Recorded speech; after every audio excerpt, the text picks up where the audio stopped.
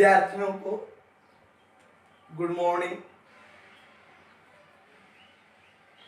आज 10वीं वर्ग का भौतिकी प्रथम अध्याय का चौथा वीडियो दिया जा रहा है, जिसमें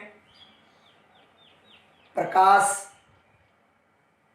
के परावर्तन का नियम और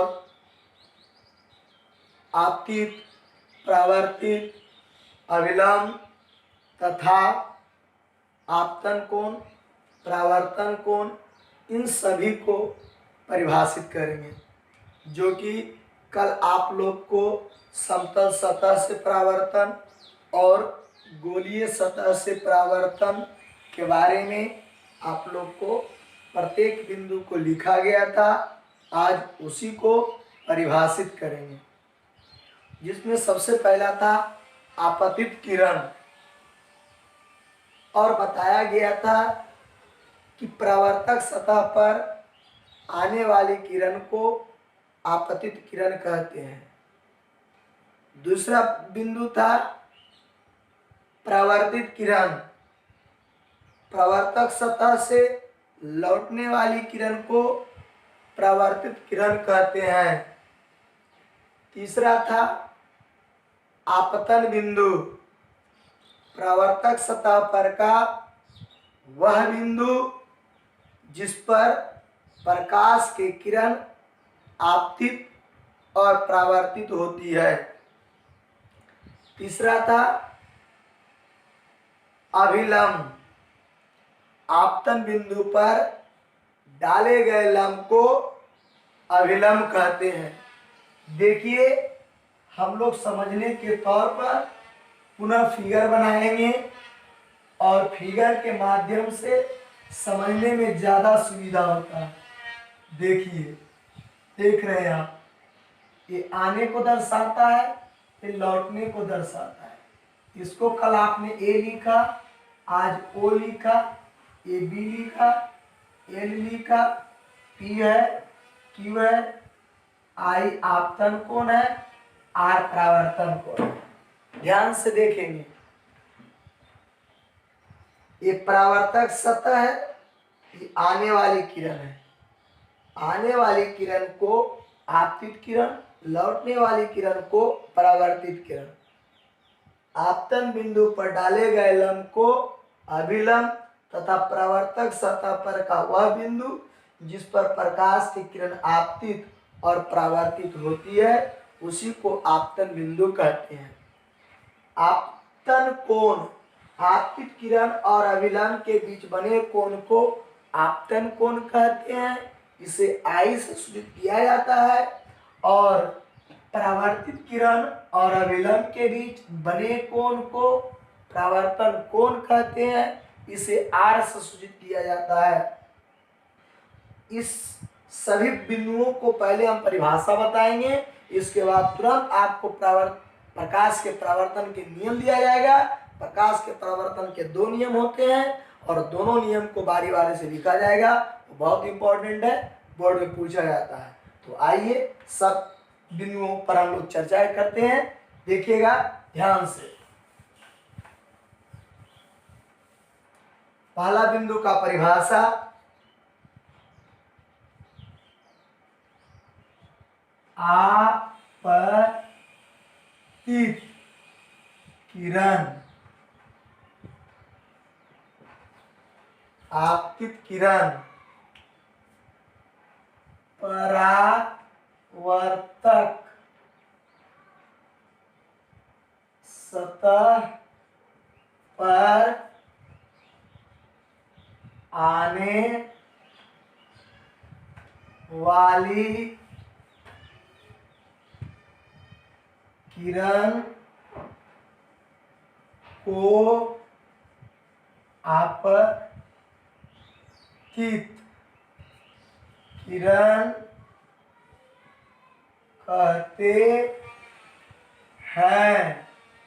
परावर्तक सतह पर आने वाली किरण को आपतित किरण कहते हैं। और दूसरा पॉइंट था आपको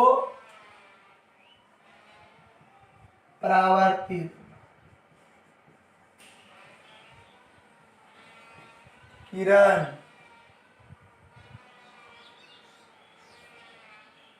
के बारे में परिभाषा। परावर्तक सतह से लौटने वाली किरण को परावर्तित किरण कहते हैं।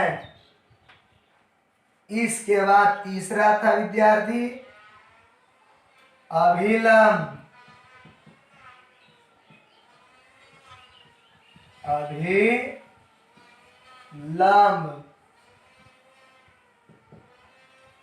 जिसके बारे में परिभाषा भी बताया गया था कि आपतन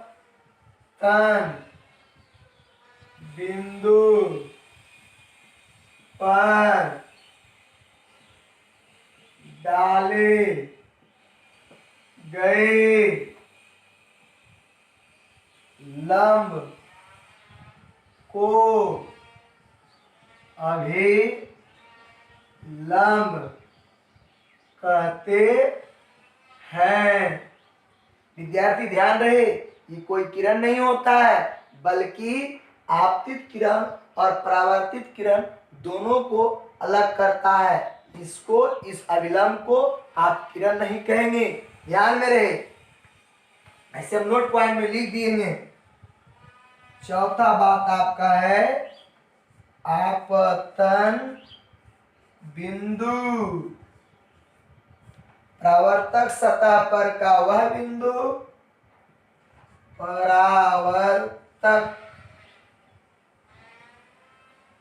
परावर्तक सतह पर का वह बिंदु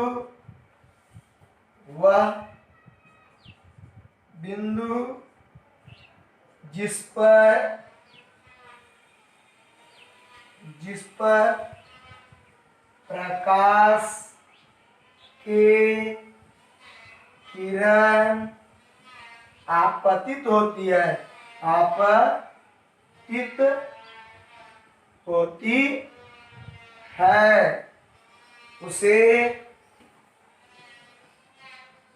उसे आपतन बिंदु कहते हैं।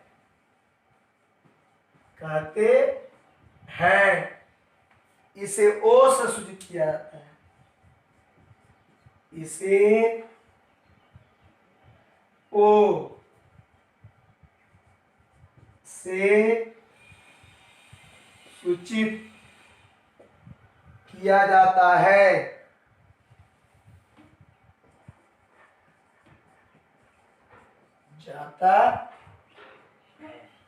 फिर से ध्यान से देखें, सारी बातों को कल लिखाए थे। आपतित किरण, परावर्तित किरण, अभिलंब, आपतन बिंदु, ये सभी को अब सबका परिभाषा बोर्ड पर लिख दिए हैं। फिर से एक बार ध्यान से सुन लें। परावर्तक सतह पर आने वाली किरण को आपतित किरण कहते हैं।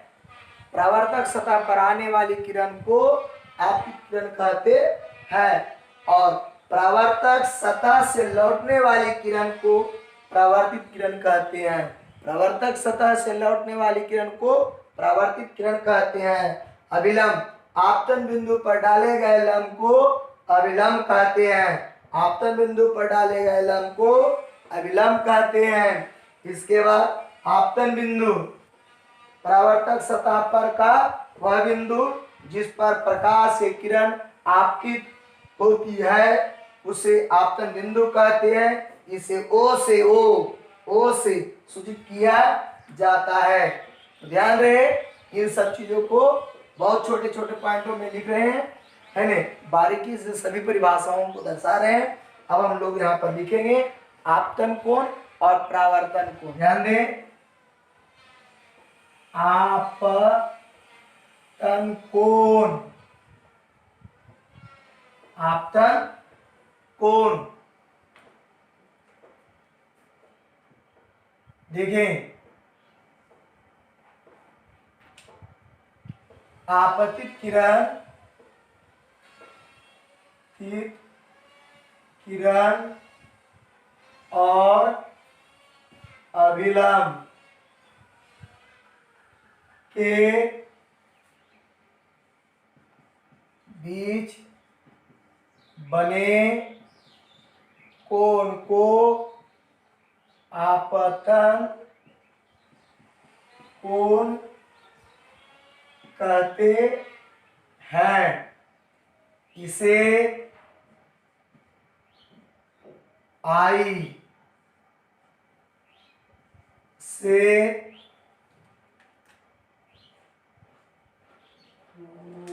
से सूचित किया जाता है। अगला हम लोग को परावर्तन कोण, परावर्तन कोण, परावर्तित किरण और अभिलंब के बीच बने कोण को परावर्तन कोण कहते हैं। इसे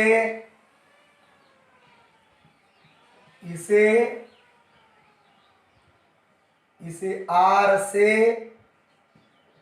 सूचित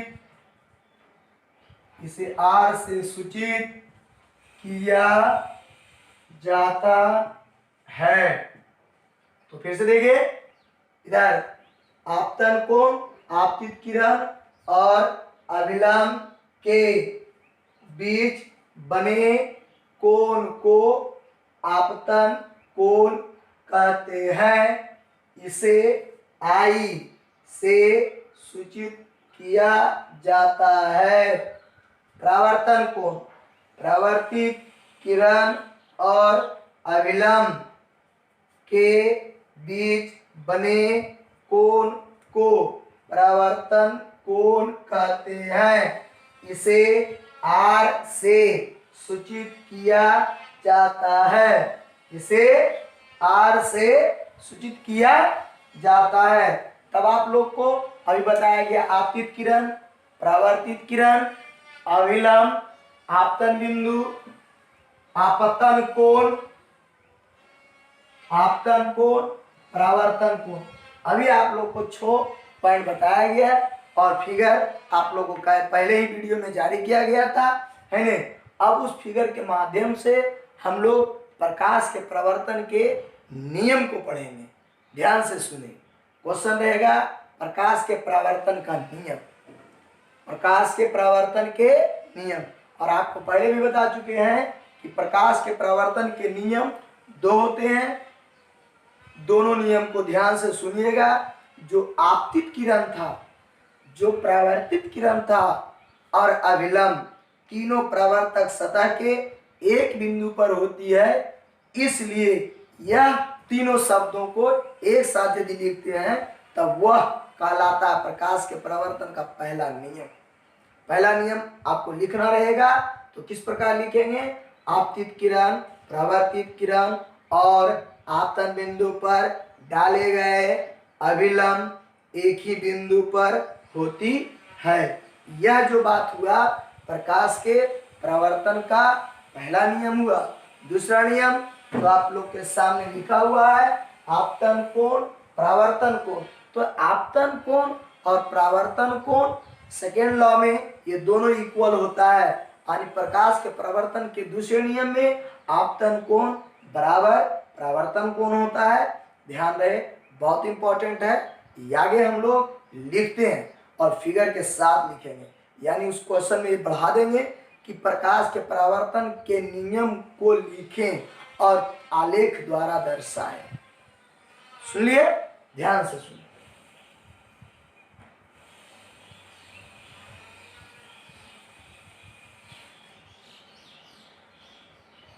प्रकाश के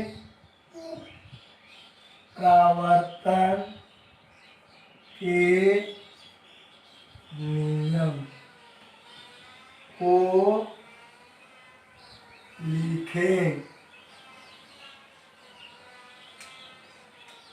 तब आंसर आपका होगा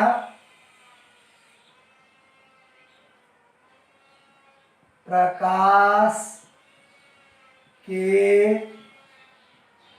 परावर्तन के दो निम्न लिखित नियम है।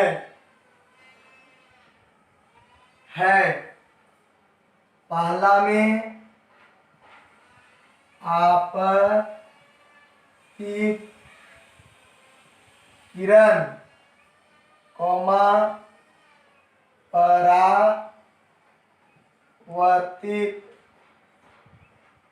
परावर्तित किरण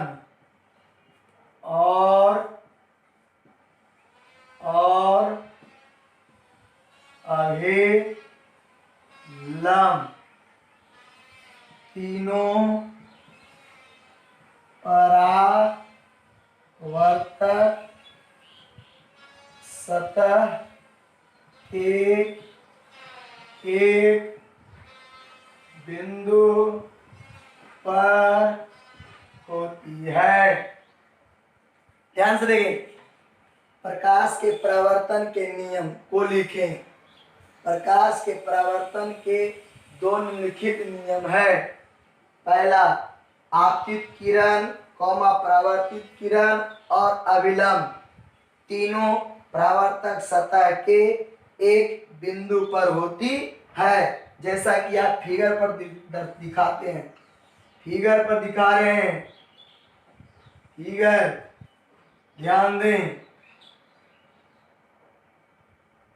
आप देखिए, आपतित किरण ओ पर आया, परावर्तित किरण ओ से गया और अभिलंब तीनों 1 2 3 ये तीनों जो है एक ही बिंदु पर है, तीनों एक ही बिंदु पर है। यहाँ से आई और यहाँ से आर, ये दोनों बराबर होता है, जो दूसरे नियम में होती है, ध्यान दीजिएगा। आप गौर से इधर दूसरा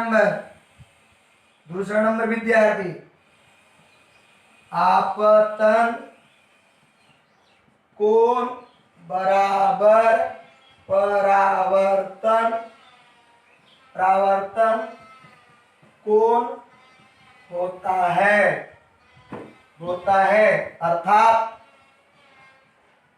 अर्थात कोण I इक्वल टू कोण R। तो ये प्रकाश के परावर्तन के नियम है, बहुत इंपॉर्टेंट है, एग्जाम में ये आपको आते रहता है विद्यार्थी, इसे ध्यान से सुने। वेरी इंपॉर्टेंट, बहुत महत्वपूर्ण है। ये कभी फिगर के बारे में पूछा जाता है और कभी फिगर नहीं भी देता है, लेकिन यदि आप इतना को लिखते हैं डिटेल से इस तरीका से, तो आपको नंबर नहीं कटने की संभावना होती है। तो ये आपतित किरण और ये परावर्तित किरण और ये अभिलंब तीनों एक बिंदु पर होती है। और हम आपको पहले भी बताए थे, ये जो अभिलंब देख रहा है ये कोई किरण नहीं है, इसमें आप तीर का चिन्ह कभी नहीं दर्शा सकते हैं, क्योंकि यह जो रेखाएं आप देख रहे हो ये आपतित किरण और परावर्तित किरण दोनों को अलग करता है, इसलिए ये कोई किरण नहीं होता। अभिलंब कोई किरण नहीं होती है, बल्कि आपतित किरण और परावर्तित किरण दोनों को ये अलग करता है। ठीक है, तो इसको हम नोट पॉइंट में लिखते हैं, ध्यान से सुनेंगे।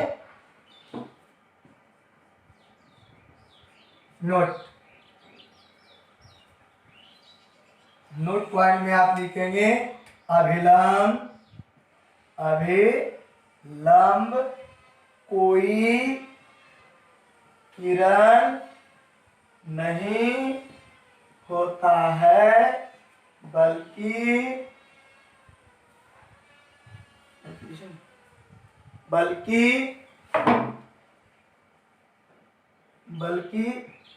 आपतित एवं परावर्तित किरण को अलग करता है। ध्यान देंगे नोट में, अविलंब कोई किरण नहीं होता है बल्कि आपतित एवं परावर्तित किरण को अलग करता है। तो ये था हम लोग को प्रकाश के परावर्तन के नियम, और ये दोनों नियम आपको बताया गया।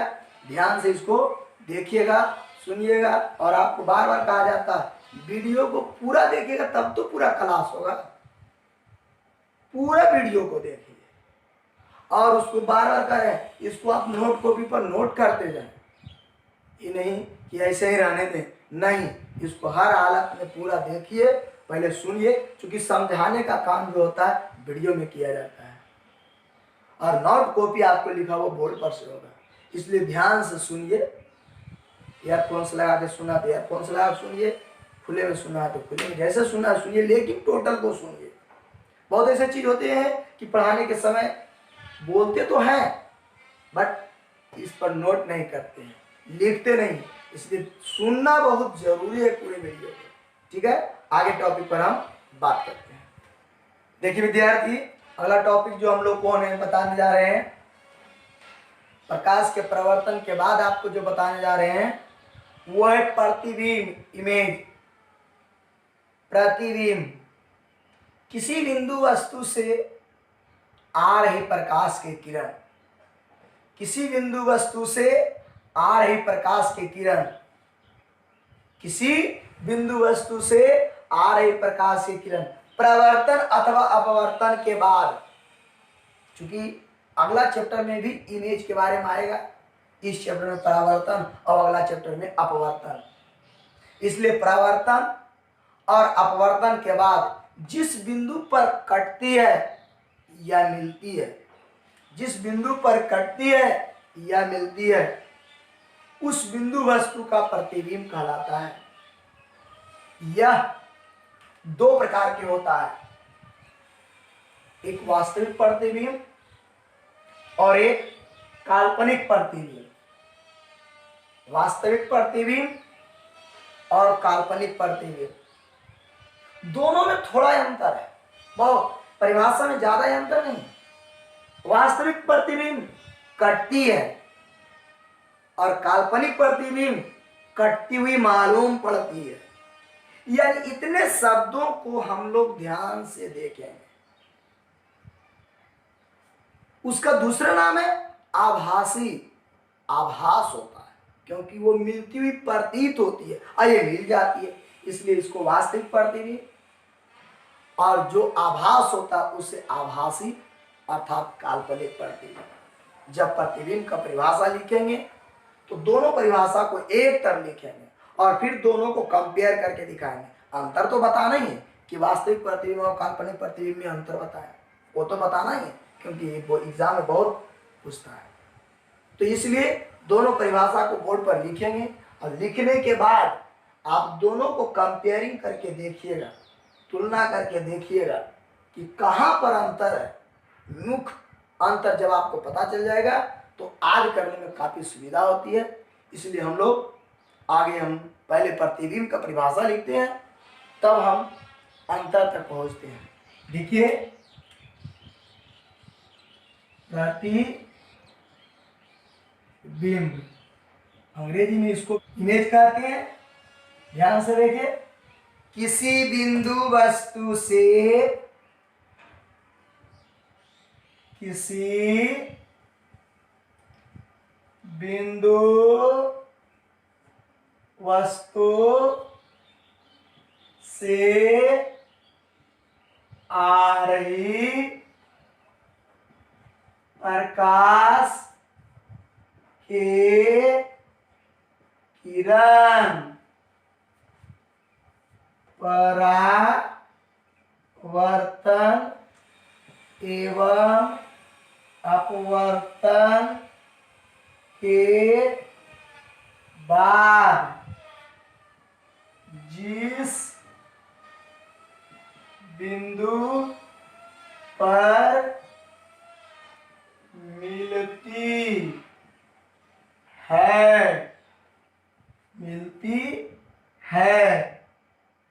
या मिलती हुई मालूम पड़ती है उसे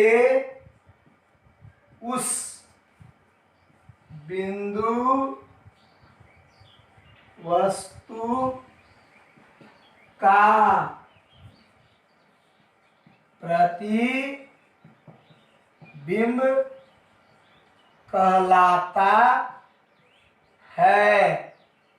ध्यान से देखें, किसी बिंदु वस्तु से आ रही प्रकाश के किरण, किसी बिंदु वस्तु से आ रही प्रकाश के किरण प्रवर्तन एवं अपवर्तन के बाद जिस बिंदु पर मिलती है या मिलती हुई मालूम पड़ती है उसे उस बिंदु वस्तु का प्रतिबिंब कहलाता है। उसे उस बिंदु वस्तु का प्रतिबिंब कहलाता है। प्रतिबिंब को दो भागों में बांटा गया है। पहला वास्तविक प्रतिबिंब और बहादुर दूसरा काल्पनिक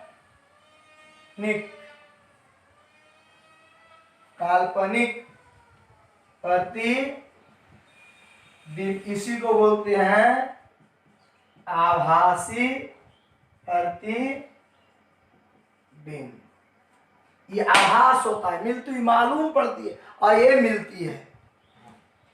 यही परिभाषाओं में, प्रतिबिंब की परिभाषा में सिर्फ और सिर्फ केवल इतना हम लोग काट देते हैं तब परिभाषा बन जाता है वास्तविक का, और यदि इस परिभाषा में इतना काटते हैं तो बन जाता है काल्पनिक का। देखिएगा, हम दोनों को लिखेंगे, फिर से सुनिए। प्रतिबिंब की परिभाषा, इमेज का डिफिनेशन, किसी बिंदु वस्तु से आ रही प्रकाश के किरण परावर्तन एवं अपवर्तन के बाद जिस बिंदु पर मिलती है या मिलती हुई मालूम पड़ती है उसे उस बिंदु वस्तु का प्रतिबिंब कहलाता है। प्रतिबिंब को दो भागों में बांटा गया है, पहला वास्तविक प्रतिबिंब और दूसरा काल्पनिक यानी आभासी प्रतिबिंब। आइए अब हम दोनों को डिफिनेशन करते हैं। पहले वास्तविक प्रतिबिंब को,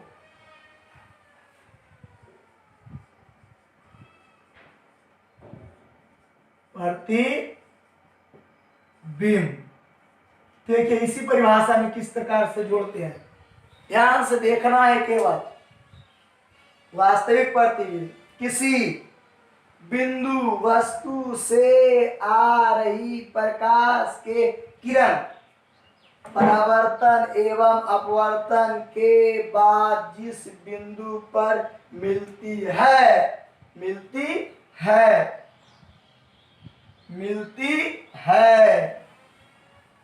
ध्यान दीजिएगा, किसी बिंदु वस्तु से आ रही प्रकाश के किरण परावर्तन एवं अपवर्तन के बाद जिस बिंदु पर मिलती है उसे उस बिंदु वस्तु का वास्तविक प्रतिबिंब कहलाता है।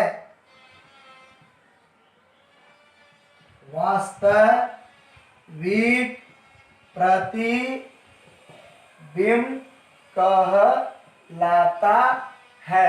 तो सिर्फ इतना काटा गया, यहाँ पर क्या लिखा हुआ था, या मिलती हुई मालूम पड़ती है, यहाँ पर लिखा गया था या मिलती हुई मालूम पड़ती है। तो विद्यार्थी इस चीज को हम लोग यहां से लिखेंगे, मैंने वो बोर्ड पर आपको समझाने के तौर पर वैसे लिखा कि इतना सेंटेंस यदि कटती है तब हम लोग को जो प्रतिबिंब का परिभाषा था वो बन जाता है वास्तविक प्रतिबिंब की परिभाषा। तो अब इसको हम लोग यहाँ शिफ्ट करते हैं, शुरू से लिखते हैं, है ना। उसी परिभाषा को ध्यान से सुने ताकि देखने में अच्छा लगे। उसे उस बिंदु वस्तु का वास्तविक प्रतिबिंब कहलाता है। अब देखिए फिनिश हो गया वास्तविक प्रतिबिंब की परिभाषा। फिर से परिभाषा पढ़ लीजिए।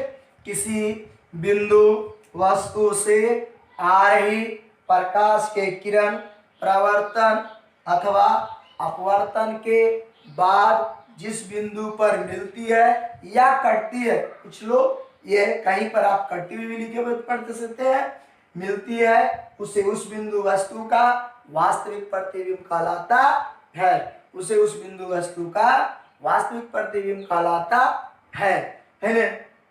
ये था हम लोग को वास्तविक प्रतिबिंब की परिभाषा। अब काल्पनिक प्रतिबिंब की भी परिभाषा हम लिखते हैं। यहीं पर थोड़ा अलग एक शब्द का बदलाव होगा, ध्यान से देखिएगा। अगला है काल्पनिक प्रतिबिंब। ध्यान से देखिए, वही चीज बोलते जाइएगा, लिखते जाते हैं। देखिएगा, किसी बिंदु वस्तु से आ रही प्रकाश के किरण परावर्तन एवं अपवर्तन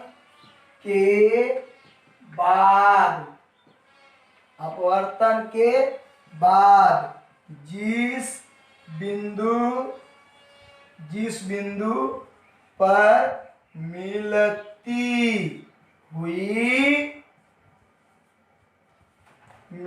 हुई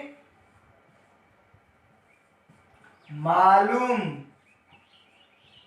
पड़ती है, यही शब्द अलग है, मिलती मालूम पड़ती है, उसे उस बिंदु वस्तु का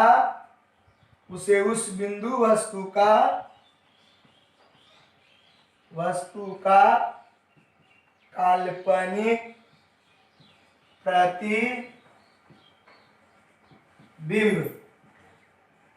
कहलाता है। ध्यान से देखिए, दोनों में सिर्फ इतना शब्द का अंतर होती है। उसमें यह देख रहे हो, हम बहुत अंडरलाइन करके समझा रहे हैं, लिखा हुआ हमें। देखिए विद्यार्थी, यह देखिए, और इसमें देखिए मिलती है, यहाँ भी मिलती है, मिलती हुई मालूम पड़ती है। इतना शब्द को 1 2 3 मिलती मालूम पड़ती है, मिलती है, तो इसमें भी तो मिलती है ना। सिर्फ इतना हुई मालूम पड़ती है, इतना शब्द यदि जोड़ते हैं ये बन जाता है आपको काल्पनिक प्रतिबिंब की परिभाषा। यह प्रतिबिंब जो बनेगा वो वस्तु की अपेक्षा उल्टा, और यह प्रतिबिंब जो बनेगा वस्तु की अपेक्षा सीधा। यह प्रतिबिंब जो बनेगा वस्तु की अपेक्षा उल्टा, और यह प्रतिबिंब जो बनेगा वस्तु की अपेक्षा सीधा। यह प्रतिबिंब को पर्दे पर फोकस किया जाता है, मतलब उतारा जाता है। इस प्रतिबिंब को पर्दे पर फोकस यानी उतारा नहीं जाता है। यदि हम लोग अंतर लिखेंगे तो यही 3-4 पॉइंट होगा। सबसे पहला पॉइंट होगा कि यह प्रतिबिंब मिलती है या कटती है, और इसका पहला पॉइंट होगा यह प्रतिबिंब मिलती हुई मालूम पड़ती है या कटती हुई मालूम पड़ती है। दूसरा पॉइंट इसका होगा यह वस्तु की अपेक्षा उल्टा होता है, तो यह जो होगा वस्तु की अपेक्षा सीधा होता है। तीसरा पॉइंट में आप लिखेंगे कि इसे पर्दे पर उतारा जाता है, इसे पर्दे पर उतारा नहीं जाता है। तो ये पॉइंट बन जाता है, क्वेश्चन बन जाता है कि वास्तविक प्रतिबिंब और काल्पनिक प्रतिबिंब में अंतर। वास्तविक प्रतिबिंब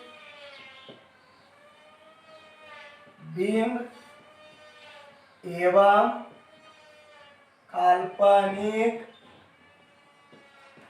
प्रतिबिंब में अंतर बताएं, अंतर भेद। देखिए, तो इसके लिए आंसर में आपको लिख देना है कि वास्तविक प्रतिबिंब एवं काल्पनिक प्रतिबिंब में निम्न अंतर है। एक तरफ आपको लिख देना है, डिवाइड कर दीजिएगा पन्ना को, और एक तरफ लिखिएगा वास्तविक प्रतिबिंब, और एक तरफ लिखिएगा काल्पनिक प्रतिबिंब। आप इसका दूसरा नाम भी लिख सकते हो, आभासी प्रतिबिंब। अब देखिए, इसका पहला पॉइंट जारी करते हैं। पहला पॉइंट आप लोग समझ गए हैं कि यह वस्तु के अपेक्षा उल्टा होता है। और इसका होगा पहला पॉइंट, यह वस्तु के अपेक्षा सीधा होता है। दूसरा पॉइंट में आएंगे विद्यार्थी, यह दर्पण जब पढ़ेंगे तो ये दर्पण के पीछे, यह जो है दर्पण के आगे बनता है और ये दर्पण के पीछे। यह दर्पण के आगे बनता है। इसका दूसरा पॉइंट, यह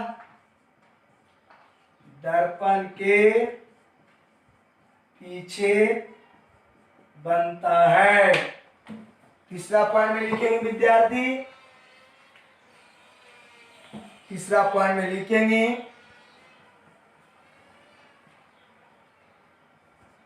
यह वास्तविक कटान पर मिलता है। इसमें लिखेंगे तीसरा पॉइंट में, यह वास्तविक कटान पर मिलती हुई मालूम पड़ता है।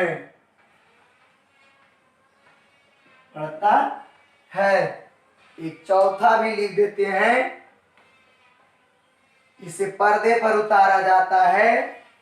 चौथा पॉइंट में इसे पर्दा पर उतारा जाता है। और चौथा पॉइंट में इसमें हो जाएगा, इसे पर्दे पर उतारा नहीं जाता है, इसे पर्दे पर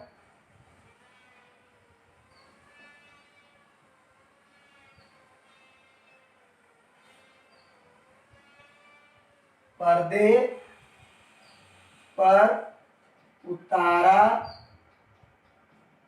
नहीं जाता है। ध्यान से देखें,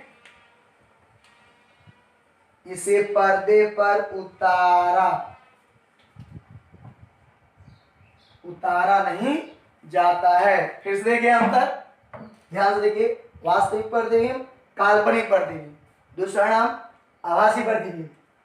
यह वस्तु की अपेक्षा उल्टा होता है, मतलब वस्तु इस प्रकार से रखेंगे तो प्रतिबिंब ये भाग नीचे और ये भाग ऊपर बनेगा। जैसे आपने देख रहे हैं पेन, मार्कर, कैप वाला भाग नीचे है, तो यदि इसका प्रतिबिंब उतारेंगे ये कैप वाला भाग उधर बनेगा ऊपर की ओर, ये उल्टा हुआ। और इसमें सीधा जैसा है उसी प्रकार से यह दर्पण हम आगे पढ़ाएंगे। यह दर्पण का दो भाग होता है, आगे और पीछे। जो कल आप लोग को बताया गया था, रंगा हुआ भाग रचित करने का बात बताए थे, तो ये रंगा हुआ भाग है पीछे और बिना रंगा हुआ भाग होता है आगे। तो इधर जो बनेगा वास्तविक प्रतिबिंब और इधर जो बनेगा काल्पनिक प्रतिबिंब। तो दर्पण के आगे जो बनता है वो वास्तविक प्रतिबिंब और दर्पण के जो पीछे बनता है वो काल्पनिक प्रतिबिंब होता है। यह जो है वास्तविक कटान पर मिलती है और ये वास्तविक कटान पर मिलती हुई मालूम पड़ती है कि वहाँ बनने वाला है।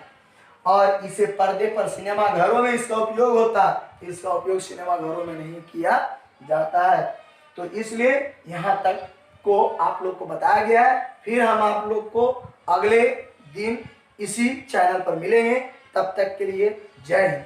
और ध्यान से रहे कि पूरा वीडियो को ध्यान से गौर से सुने, देखें और अन्य बच्चों को भी इसको शेयर करके बताएं ताकि सभी को जानकारी हो।